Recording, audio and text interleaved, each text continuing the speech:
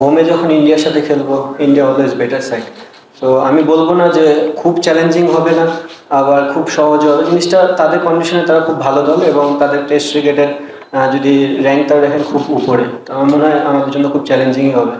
Test cricket এমন একটা খেলা, আপনার হাতে অনেক সময় আছে। সো আপনি যখনই ব্যাটিং করেন, আপনাকে জিরো থেকে স্টার্ট করে সারাদিন সময় আছে আপনার ইমপ্লিমেন্ট করার। তো আমার মনে হয় চাপ না।